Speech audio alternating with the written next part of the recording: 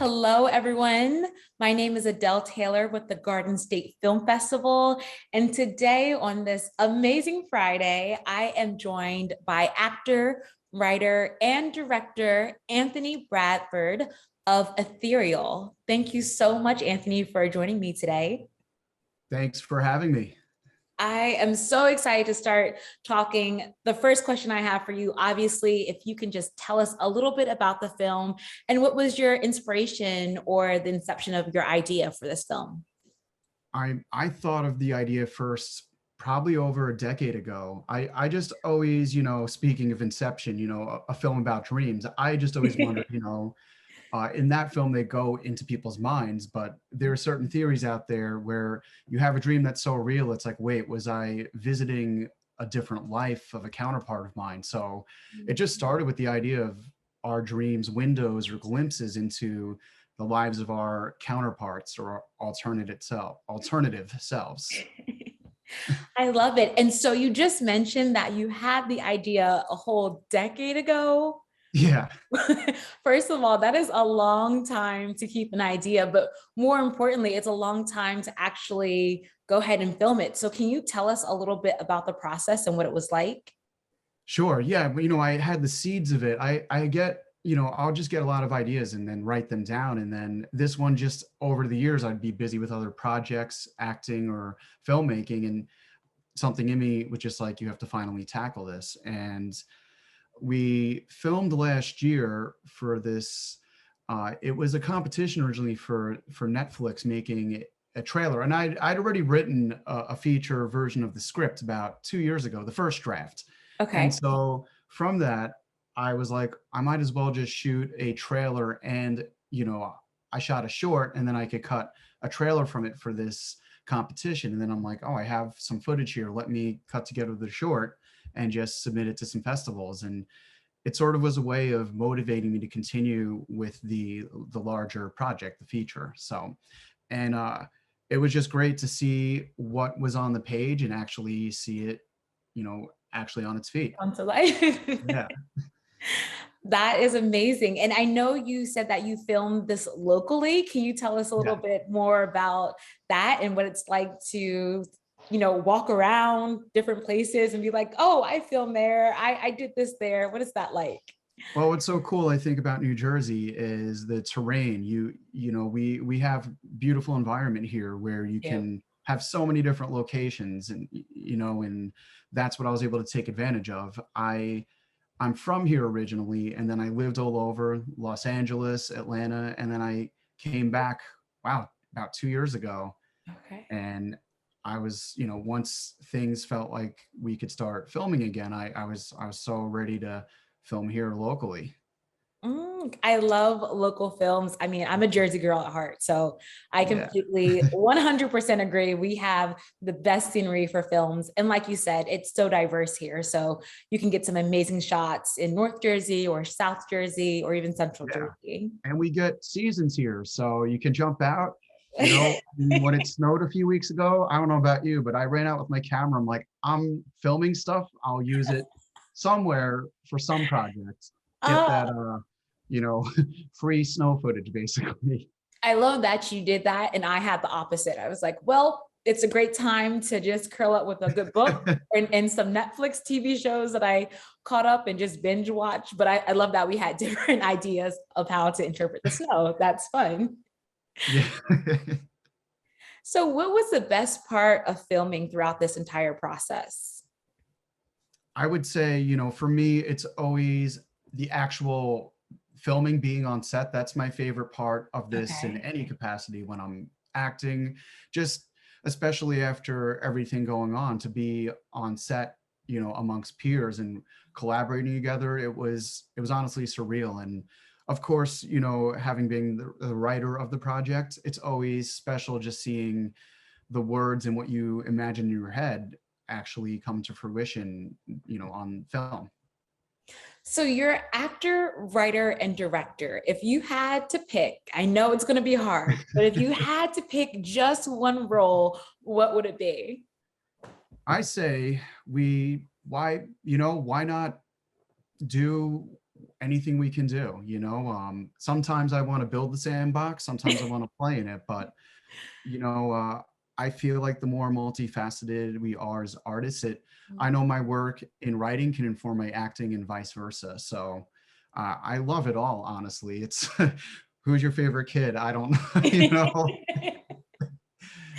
I love that that's how you compare it to, because I always think in the back of my mind, like parents know, they may not say it, but they know.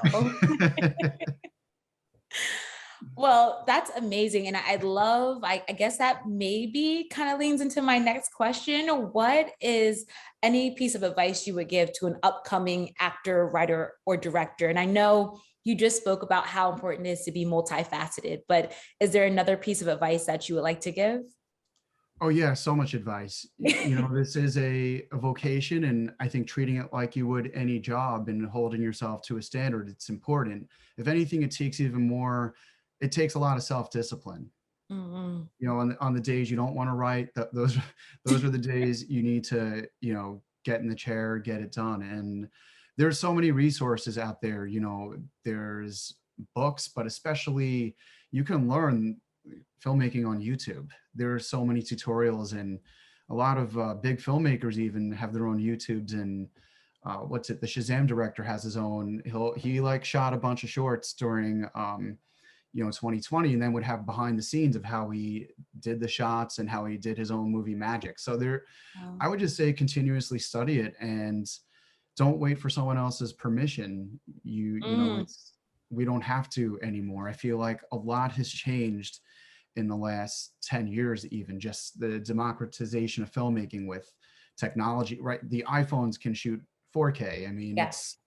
so stuff I feel like that would have cost tens of thousands not that long ago. It's greatly changed, and focus on the story. I think the storytelling is it's the most important thing. The story, because you can film with the fanciest of gear, but you want to make sure that there's hopefully a story that is poignant and reaches people and entertains them. And speaking of what is hopeful, what do you hope when someone is done watching your film, the credits are rolling? What is that one feeling that you would like them to have? I want people to feel, hope inside and happiness. It's about, not quitting on someone, not quitting in what you believe in. So I want people to feel maybe some reassurance also. Mm, I love that. And I think too, that's so important. And I just want to double back really quickly because you talked a little bit about the process and you talked about how you filmed it last year. And I know that we're still in, unfortunately, this huge COVID epidemic, but I know last year even more so. So did that impact the process at all for you or your outlook or creativity with this film? Yeah, definitely. Just I wanted to be cautious, and I followed all the protocol, and we fortunately by the time I filmed people can get tests, and we can, and everyone was able to get, be vaccinated, and just there was a lot more safety measures in place. We were not as quite lost in the woods, Mm. but there was definitely an awareness, and um, I definitely wrote it in a way that there would be under 10 people in any of the setups, crew wise, acting wise. So we kept it lean, and it I think made the filming go more efficiently and faster.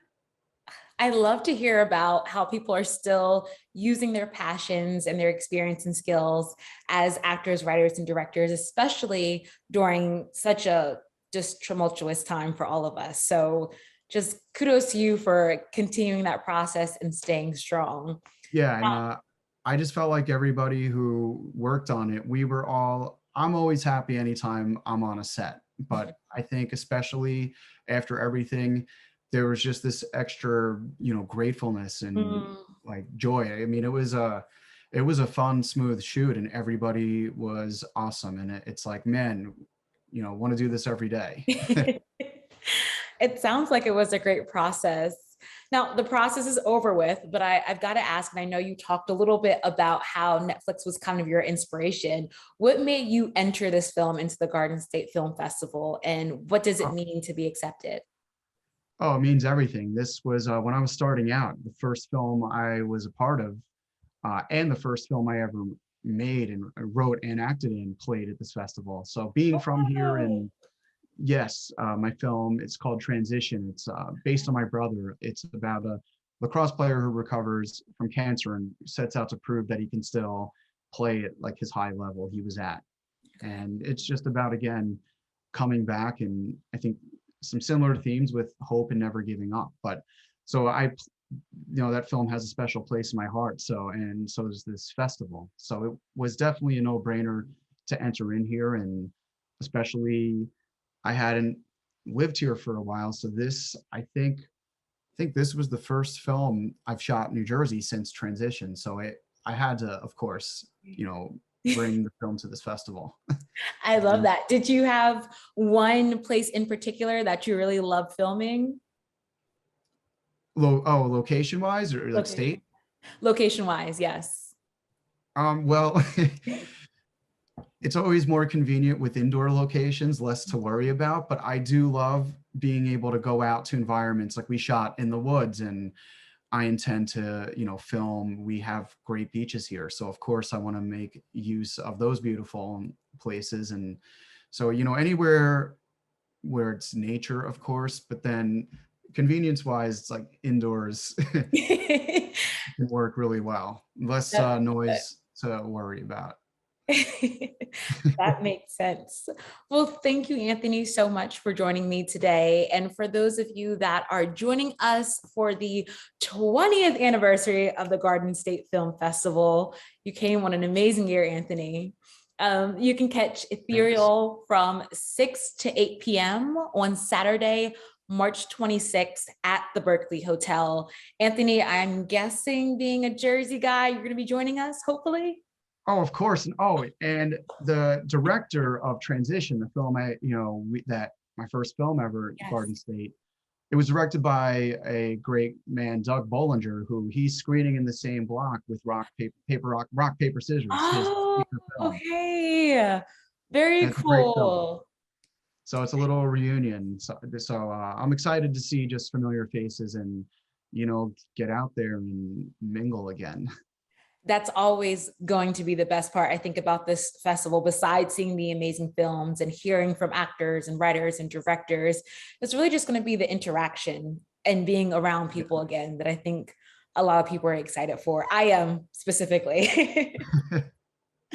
Well, thank you again, Anthony, so much for joining us. It's going to be an amazing block. I myself will be there, and I know people will Great. be there to ask questions. So we can't wait to see it.